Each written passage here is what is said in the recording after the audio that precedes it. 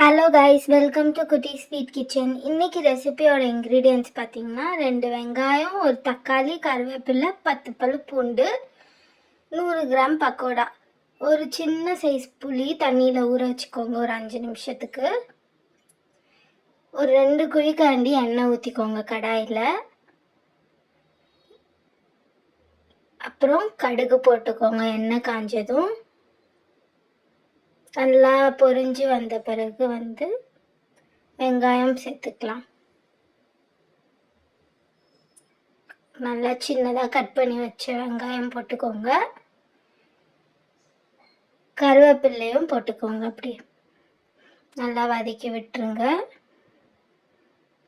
யூஸ்வலாக உங்கள் வீட்டில் ஏதாவது பக்கோடாலாம் வாங்கிட்டு மீந்து போயிடுச்சுன்னா நீங்கள் இந்த மாதிரி குழம்பு வச்சுருங்க. பக்கோடா குழம்பு செம்ம சூப்பராக இருக்கும். இப்போ நீங்கள் பூண்டு போட்டுக்கோங்க. பூண்டு தட்டியும் போட்டுக்கலாம், அப்படியும் போட்டுக்கலாம். தேவையான அளவு உப்பு ஆட் பண்ணிக்கோங்க. இப்போ லைட்டாக ஒரு பிஞ்ச், ஒரு அரை ஸ்பூன் மஞ்சத்தூள், தக்காளியும் போட்டு நல்லா வதக்கி விட்டுருங்க. நல்லா அது சுருள வதங்கினதும் நம்ம மிளகாத்தூள் போட்டுக்கலாம். கொஞ்ச நேரம் அப்படியே விடுங்க. ஒரு 1.5 டீஸ்பூன் சில்லி பவுடர் போட்டுக்கோங்க. இது ஒரு சூப்பர் ஈஸி ரெசிபி. இது தொட்டுக்கவே எதுவுமே வேணாம். நீங்கள் அப்படியே ரைஸில் போட்டு சாப்பிட்டாவே செம்மையாக இருக்கும். வீட்டில் ஏதாவது பக்கோடா இந்த மாதிரிலாம் வாங்கிட்டு மீந்துரோல, அப்போ நீங்கள் இந்த கிரேவி வச்சு பாருங்கள். இந்த குழம்பு வச்சு சூப்பராக இருக்கும். புளி கரைச்சி ஊற்றிக்கோங்க.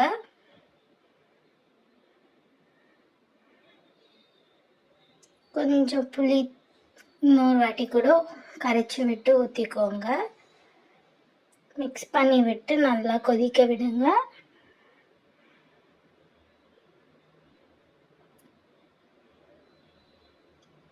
இப்போ ஒரு மூடி போட்டு மூடி விட்டுருங்க. கொஞ்ச நேரம், ஒரு 10 மினிட்ஸ் நல்லா குக் ஆகட்டும். அதுக்கப்புறம் இப்படி எண்ணெய்லாம் பிரிஞ்சு வரும். ஒரு 10 நிமிஷம் கழிச்சு இந்த ஸ்டேஜில் நீங்கள் பக்கோடா போட்டுக்கலாம். கொஞ்சம் கொஞ்சமாக மிக்ஸ் பண்ணி விட்டு நம்ம வச்சுருந்த 100 கிராம் பக்கோடாவை எடுத்து போட்டுருங்க. செம்மையாக இருக்கும்.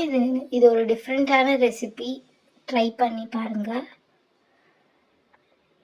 நல்லா இந்த மாதிரி மிக்ஸ் பண்ணி விட்டுக்கோங்க. கொஞ்சம் நல்லா அது ஊறிடும். பக்கோடா குழம்பு ரெடி. நல்லா சுட சுட சாப்பாட்டில் போட்டுக்கிட்டிங்கன்னா இதுக்கு எந்த சைட் டிஷ்ஷும் வேணாம். அப்படியே க்ரன்ச்சியாக இருக்கும். சாப்பிடும் போது நடுவில் கொஞ்சம் க்ரன்ச்சியாக வரும்போது உங்களுக்கே ரொம்ப பிடிக்கும்.